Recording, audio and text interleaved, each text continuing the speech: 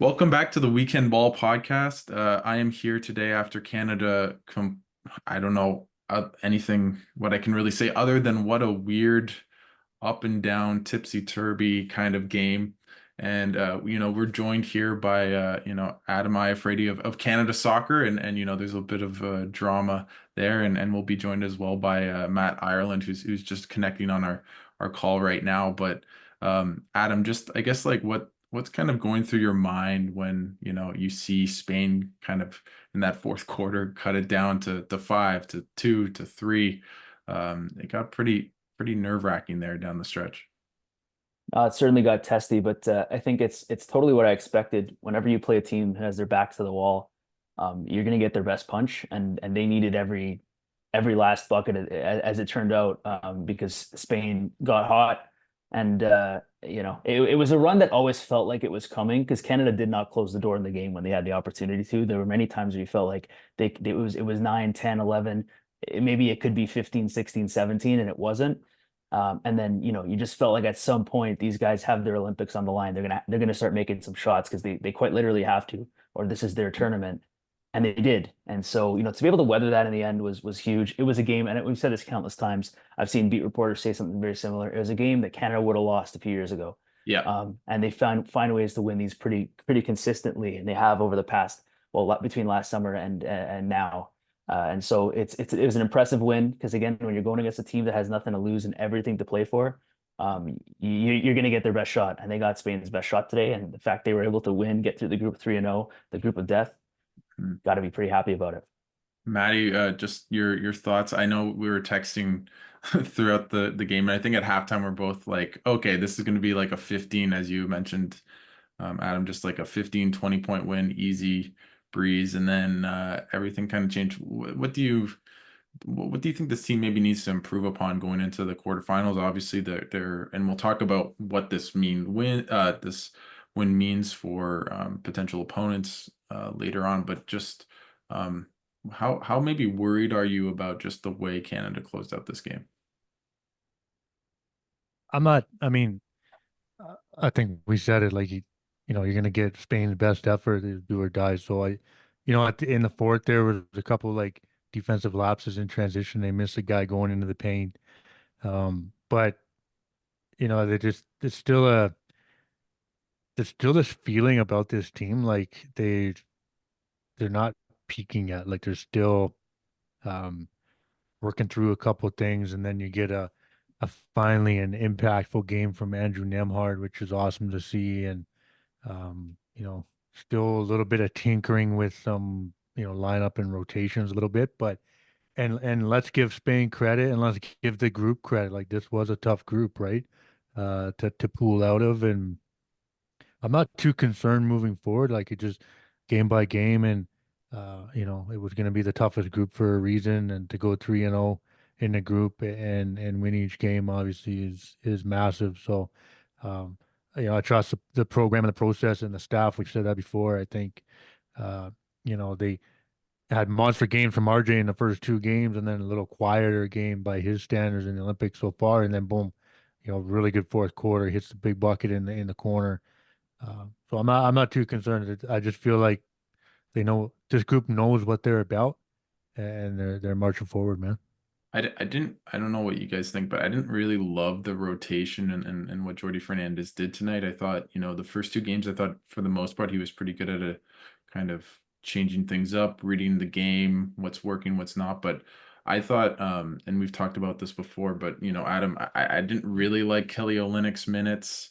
I thought Jamal Murray, didn't play maybe as well as he did in the past game, especially on the defensive end where Spain got a couple really open looks. And I just thought, I think the Birch minutes were pretty good for the most part. And I think right now, he's playing essentially 11 guys. And I just don't know if that should be the case heading into the quarterfinals, where I think there should be a better idea of what this team's maybe 8 or 9 players that they're playing and kind of what units altogether. Yeah, I would agree that it's, I mean, he got 12 in today, if I'm not mistaken, because Edging Yep, checked in. So he like, 9 seconds. and yeah, it wasn't very long, but I mean, I don't know if there's any team in this Olympics that's regularly, even when the US are up big, they got guys not checking into games. So it's kind of an odd thing from a rhythm perspective, especially in a 40-minute game. It's hard to get guys going.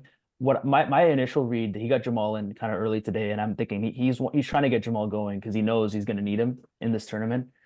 And he didn't really get going from an offensive perspective, but I also don't see any scenario where he will. Like this is just not an optimal scenario for Jamal Murray, because he's always been a guy who needs the ball and he needs the ball consistently and he needs to get shots up. And the more he sees his shot go down, the more he's likely to make his next one. And he just never really has an opportunity to like get consecutive possessions with the ball in his hand where he can just cook. So that's just going to be something that they have to combat. I think if Jamal Murray is playing as a lead guard on this team, we're having a very different conversation. He knows that's not his role, and credit to him, he's going to play, whatever role Jordi Fernandez gives him to the best of his credit, to the best of his ability. But I just don't think we're going to be seeing any 20-point games in this Olympics from Jamal Murray. And I don't think it's a fair ask for what the role he's sort of taken on this team. And you also kind of don't want him to just start chucking. The way the team has moved the ball, like we're getting these open Dylan Brooks threes, these open RJ Barrett corner threes. Everything Lou Dort gets feels like it's been really high percentage. Every time Dwight Powell touches the ball, it's a basket because he's touching it right under the rim after 4 passes. Like you don't want to break that flow. So I'm not worried about it. I just think we need to temper expectations in terms of what this actually looks like for Jamal Murray. And as for the rest of the rotations, I didn't hate them. I think I would like to see more Olynyk at the 4 minutes. I think we were small again today. And I don't know if that's Olynyk Powell, because that's a combination that's worked for Canada well in the past. Maybe it's Olynyk Birch at times, or maybe it's Lyles Olynyk, which is, a lot of shooting and maybe not quite as much rebounding, but it just felt like we were small again today. And Willie Hernan Gomez really took advantage, and Usman Garuba was just eating everything on the glass. So that's the Achilles heel of this team. It's been the Achilles heel of this team. It's why this game was even close, I think, because Canada had them beat in most facets. I think I've liked for Canada, their best units have been basically with Birch and Powell at the 5 and then just spread them out, right? With essentially guards or kind of like Brooks or RJ at the wing position. I find, that if you look at Lou Dort and Dylan Brooks, they're plus minus a bit iffier today, but, has been so good. And primarily it's because they're with the starting unit. And, one guy, you talk about Jamal Murray, maybe let's give our kind of stick taps to Andrew Nembhard because he was so good today. And you alluded to it that this team of the past might not have won this game. I think last year's team, what they really missed was a guy like Andrew Nembhard off the bench, bringing that playmaking, just like a perfect backup point guard, and he was just so good tonight. Or today. How exciting was that for you, Maddie, just to see him out there kind of dominate against Spain? Yeah, and like it's just, in a short window comparing him, this team to last summer at the World Cup, like just the addition of him so needed. Put the ball in his hands, trust him, and it spells Shea for minutes too, and that's the big thing. So it's not only a guy that's allowing Shea to sit, but then this guy is contributing, dominating the game in moments, and really being a difference to have Canada win the game. So, great job by the program recognizing that, getting him in this year, identifying him, and that was no secret. It was making sure he was a part of this team, and uh, it just speaks to. We've talked about it in previous episodes about the depth of this team, and that's going to be the difference moving forward. And just with the him and Jamal and some of the rotation pieces, and now it's I think things are going to get tightened up, and now it's like okay, we're into the quarters. I think they're going to really uh, lock down some of the lineups and minutes, and full steam ahead to not play around so much and not play 12 guys, right? So that'd be interesting, man, moving forward. Adam, I don't remember what your thoughts were on the OG Anunoby trade, but it feels as though RJ Barrett has kind of, might even be better than OG at this point, especially when he plays for Canada, that's for sure. Yeah. He had a bit of a quiet game today, but when it mattered, he made that huge three that was essentially the difference in the game. Just maybe talk about how good he's been throughout this whole tournament so far, and just how consistent, efficient. He seems like he's not forcing anything, which really felt like the problem with RJ. Maybe before he came to the Raptors, and even last summer he forced a bit more. Even against Spain last time they played each other at the World Cup. Um, it's like day and night. He's just a different player, and he's been so good for Canada. He has been, and he's always been good for Canada. I mean, if we think back to, FIBA U19 competition, earning us a gold, a 38-point performance against the US, he's just always kind of had this elevation to his game when he wears the maple leaf, and that's continued, through this Olympics, which has been awesome to see. He just puts so much pressure on the other team, especially at the rim.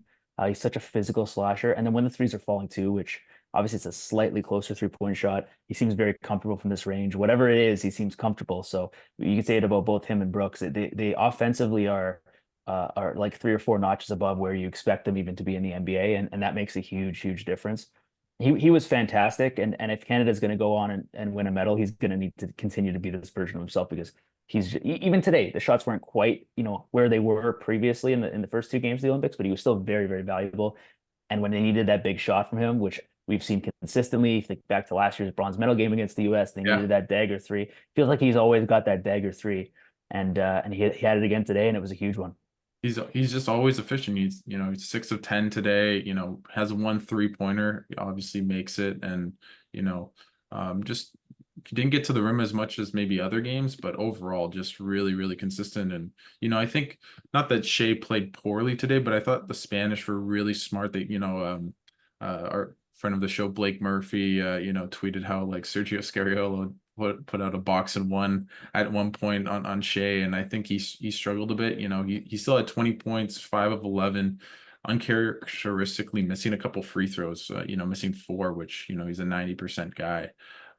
But even at the end of the game, he doesn't force anything. It's his time, and yet he gets ISO'd. Comes into the paint and then kicks out to RJ for a wide open 3, and just making the right play at the right time. And it's just such a and he was really good defensively. It felt like he was around the ball, especially in that second quarter, just kind of pressuring on the ball. But it's just so much. We're so lucky to have the talent of SGA on this team, eh, Maddie? Yeah, it's kind of mind blowing. Like thinking about the conversations we've had of like, a lot of us have waited a long time for this, and now to have this moment in the Olympics with a guy like that as the clear leader and best player, and he's loving the moment. He was just casual out there, tongue out, looking over at the boys on the bench. Like, um, it just makes the moment for the program so much better, so much more fun for everybody that's watching. Hats off to him. I think when you're around him, and like when we were around him in Vegas, Alex, he just seemed like he recognizes the opportunity and relishing it, and knows the importance of what this means. So no better guy right now, in my opinion, man, to have the senior men's national team be leading them, man. They've obviously won the group, and we'll talk about maybe the ramifications, but they'll either be one of the first 2 or 3 seeds. Presumably they'll avoid the US by being one of the top 3, and the US will presumably be the number 1 seed. Adam, just what team are you kind of afraid to play? It looks like right now they're gonna either play the likely France, Germany, Serbia, one of those types of teams. Mhm. Which one kind of scares you the most? Hopefully, maybe Yeah. France wins by 2 points and the point differential works out and we play South Sudan or Brazil. But right now it looks like those 3 will be one of the teams that Canada will have to face in a really tough quarterfinal. Yeah, Serbia is my answer. I really don't like the idea of a Serbia quarterfinal matchup. Jokic is just, maybe the only player on the planet right now who's more cerebral than SGA, and a guy who can obviously close, and a guy who's a winner. And I think, again, if you watch that game against the US, that game is, if they are even near their average in terms of efficiency, because they had a lot of open looks, that's a real close game down the stretch. And they weren't, and they shot themselves out of that game. And the U.S., to their credit, shot, about as well as you'll see them shoot in this tournament. And that's a team of all-star level players. So I think Serbia's best punch is like just about as good as you can get. And if they're anywhere near their best, that's a real tough matchup for Canada. Obviously, the size of Jokic and all of their bigs, they're just a big team all around. That's the team that eliminated Canada in the World Cup without Jokic. So definitely that's the team I'm like looking to avoid. I think if you play France right now, France have not looked good. Like just to be frank, they Yeah, really have not looked good. they shouldn't have Um, beat Japan. they shouldn't have beat Japan. They got bailed out. They got really lucky. But they haven't looked good. And so that's the matchup I would love. Obviously, maybe there's a scenario we get really lucky and it's none of those three teams, but certainly France is the one that I would be circling as the one I want. And then Germany, I wouldn't love, but I would take it over Serbia. Yeah, no, for sure. I'm totally in alignment with you on France, and Adam, I know you have to go, so I appreciate Yeah. you taking the time, and hopefully good luck to Canada soccer tomorrow. Yeah. And thanks so much for coming on. We'll continue this post game podcast, but thanks so much, Adam. I just want to get my closing thoughts. I want to give my thoughts out to Lorenzo Brown, who had to go from Lou Dort to Nikhil Alexander-Walker to occasionally Dylan Brooks. And I don't know a stat line. I haven't pulled it out, but if I had to I'll get guess, it. I think he may have had more turnovers than he had points plus assists tonight. So You had more. You Lorenzo had more. You had 5 turnovers, 4 assists, and no points. 4 points. Oh, okay. So we were close. We were close. But anyways, it was just a rough night for him, and just a credit to like the Canadian defense when they really want to turn somebody off the game and they want, he was the catalyst for this team. And Jordi Fernandez just said, no, not today, actually. And so I'm looking forward to seeing that again, maybe against, if it has to be a Serbia, maybe Bogdanovic. But anyways, those are my last thoughts on this. Thanks, Adam. Enjoy having me on. Thanks so much, and we'll chat soon, guys. Thank you. Awesome, Adam. We'll transition Maddie to from I think it's a perfect, to talk about Lou Dort and Dylan Brooks, because I thought defensively they were such a menace, especially to start the game. I didn't really understand Dogs, bro. dogs. Yeah, I they were didn't tough. really, I didn't really understand why Jordy took those guys off. Dort only played 20 minutes today, and I felt that was maybe 5 to 8 minutes too short, at the very least. I thought he played really well, even though offensively he's a bit hit or miss, but just on the defensive end. And when Canada made their run in that second quarter he was on, and I thought, sorry, but Dylan Brooks was really good again. Didn't shoot the three ball as well as he has in prior games, but really was really good at coming down to the rim. Um, uh, just taking really measured shots, using his size. Defensively, he's always a menace. So overall, I think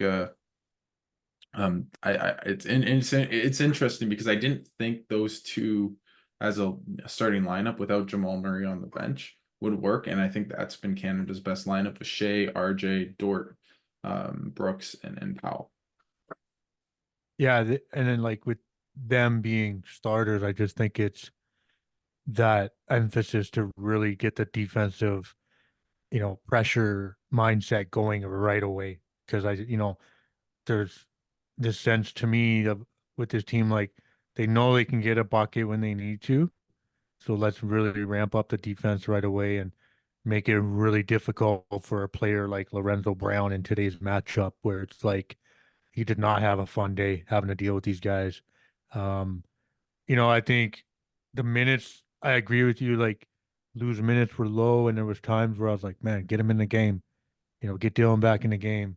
But I just think it was that approach to get minutes saved wherever they could and just get other guys in for a little bit of life for them in the tournament, knowing that down the road, like, you know, maybe Kelly's not going to play in a Yeah. certain game or Trey Lyles or Kem Birch. I mean, one of them's probably getting into the game, but very low minutes. So we're going to see that tighten up, but they, yeah, it was interesting. Like Lou in moments, he like in Australia he had 11 points against the Aussies, right? And obviously he was defensively he was really good, and I think he just had a hard time kind of getting in rhythm um, on the offensive end because of his minutes.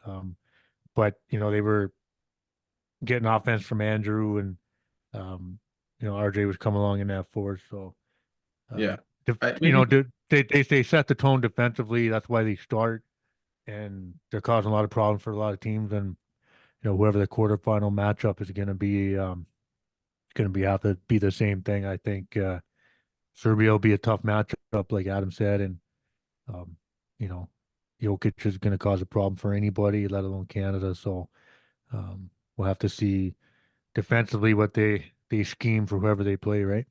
Yeah, and shout out, you said that you texted me it, but shout out to Spain because they played really well, especially in that fourth quarter. Like, Yeah, uh, I can't pull, I'm gonna pull up his name, but the backup point guard, Bruzdella, I think that's a Bruzzella, was unbelievable. He went 7 of 9, had 17 points.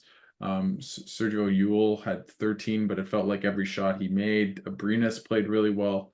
Um, they were just really, really good off the bench. I thought Canada did pretty well against Santi Aldama, who killed them and had been playing really well at the Olympics so far and killed them last summer in that game. But I think the problem for Canada was just their defense on the perimeter took a little bit of a step back.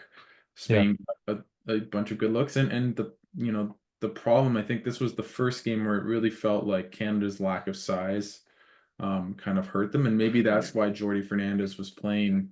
Didn't have Lou Dort out there just because he wanted that extra size.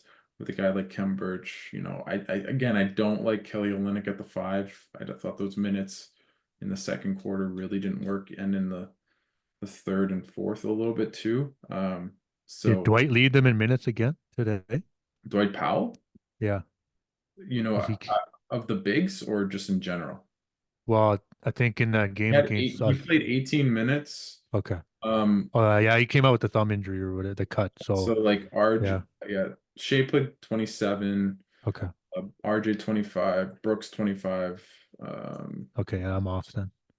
Nembhard played 21, really good 21. Although he was a -3, but I think a lot of that was his, the bench struggling rather than him struggling, of course, when you're so efficient and good defensively. But you saw in stretches where Canada's perimeter defense, when they lock up, it leads to offense, right? Like they did to on that, I think 7-0 stretch when they, pushed the lead to 11 to end the quarter or end the half. And then it just wasn't there really for the rest of the game. And that's kind of what I'm a bit worried about going into the quarterfinals, depending on who they play, but it will be hard for them.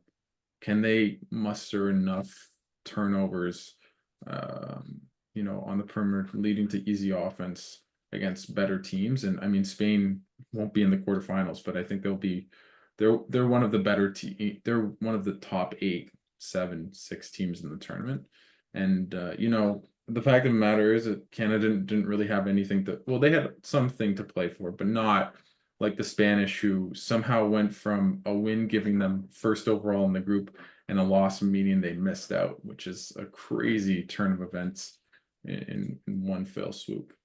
Yeah, some of that, like they missed some opportunities on the perimeter, like you said, to maybe increase the lead, like defensively there, or cause some turnover that they were doing more of in the first half. But I credit some of that more to Spain, like we said, who was playing very desperate, and um, they made adjustments at half too to get some easier looks, and their paint penetration was better in the second half. So, that's a proud program and a good team that was fighting for a shot to win the group. So, in the toughest group, like we've said. So, I think the tournament's been a progression every game for Canada, and I don't see it any differently in terms of the next Yeah, game, other than minutes and um, I still am really curious to see what Jordi Fernandez does in terms of his rotate. I still don't have a sense as to what, and I said it earlier in this podcast, but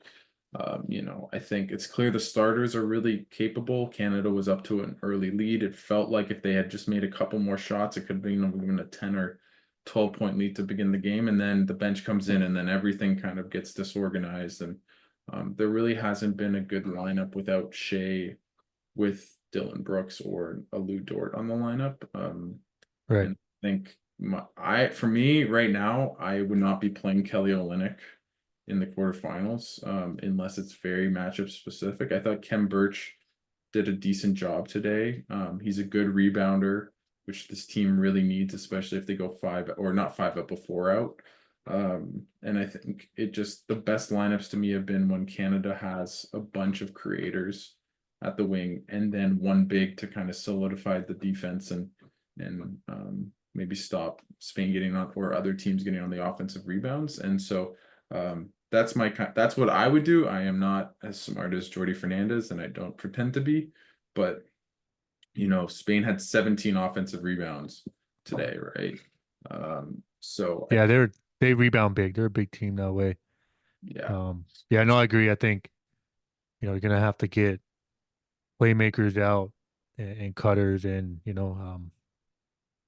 paint penetrators that way and just roll your one big and depending on your matchups, maybe because we saw a bit of, I think you and I texted there and we saw Trey Lyles and Kelly Olynyk together out for a stretch there and just Spain was playing big. But yeah, I mean, listen, Paris Olympics and they're 3-0 and win the group, the toughest group, and everyone had to deal with Canada and the team is a problem and um, they're super fun to watch. Like this is, you can just tell that, um, get a sense that the country's watching and they're one of the stories of the Olympics for Canada, no doubt.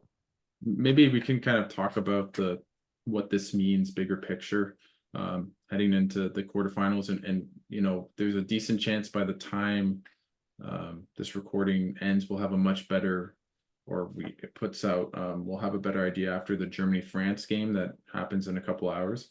Right. And the winner of that, if Germany wins, if France wins, it'll have a huge ramification as to who Canada will play in the next round. But essentially, Canada is likeliest to be the third best team, positionally, unless right now Canada's point differential, if I'm not mistaken, is plus 20, with the 3-point win today. That's right. And so essentially Germany's plus 33. So if they win, they're going to be the number 2 seed.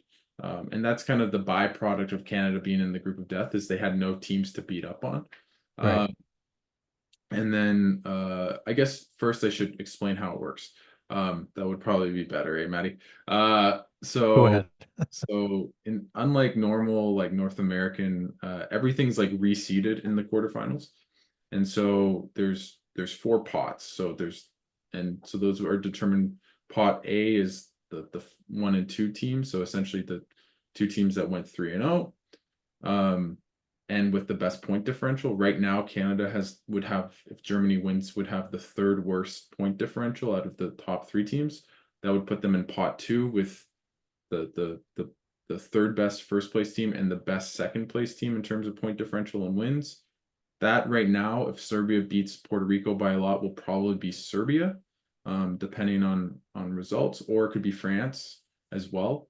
And then there's pot 3, which will be the two second place teams. One will be Australia because they were 1 and 2, and then the other one will be either Serbia, France, or Germany, depending on point differential. And then the last pot will be best 3rd place team. So it could be Greece, it could be Brazil, it could be South Sudan, so basically, if you're in pot A, 1 and 2, you will play one of the 7 or 8 teams, right? In pot 4. If you're in pot, I think it's B, then you'll play a team in pot C, which is the 2 second place teams. And you cannot play a team that was in your group. So Canada, for example, can't play Australia, couldn't play Greece, Right. in the quarterfinals. And so I believe there is some sort of draw. But essentially Canada, because they came first, it will be I don't know for sure. So, but my understanding is that they will not have to play against the USA until the finals. I could be mistaken if there is but they won't have to play against them for sure until the semis at the very least, Right. right? Um, And as we sit here right now, if Germany wins, the likeliest, it's almost assured if Serbia wins by even a decent margin, that Canada will play France in the quarterfinals, because France won't have a great point differential and Canada can't play Australia. So France would probably be the 5th seed, Canada would be the 3rd. But because Canada can't play Australia, they would play each other. I think that's the matchup Canada wants. I agree. Yeah. France has looked really bad. Yeah. If France were to beat Germany by more than, I guess, 4 points, so if they won by 5, Canada would then essentially either would play most likely Serbia, which I do not like that. Right. If somehow France were to win by 1, or I think anything below 3 points, I don't know what happens if they're tied on points, so don't hold me. I'm not but let's say France wins by 3 points. Canada, it's a +20.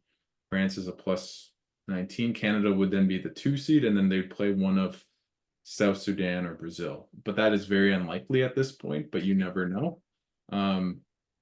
So it does look like essentially, if Germany wins, Canada is almost assuredly going to play France, most likely. If France beats Germany, then it gets a bit complicated, and Canada will probably play one of Germany or Serbia. So what I would say is, as scary as Victor Wembanyama is, if I'm Canada, I want Germany to win.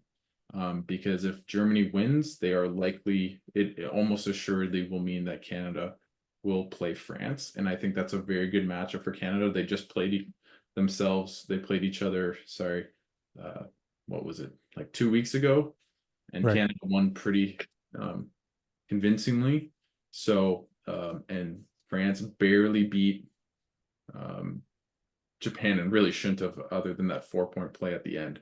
So I think for the most part, that would be a really, really good quarterfinal matchup for Canada.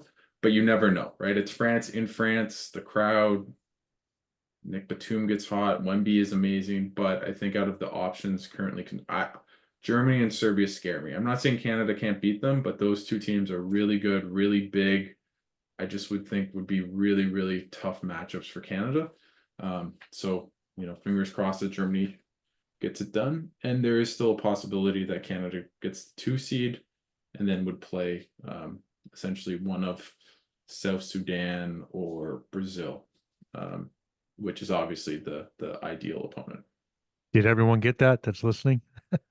I tried my best. No, FIBA makes it so complicated, and everyone kind of experienced that in the World Cup as well, and that's kind of how they do things. But yeah, I mean, take care of business, and they're doing that so far, and you can't control necessarily what other teams do, and um, just go into the next matchup, and they'll do a good job to get ready for that game, no doubt.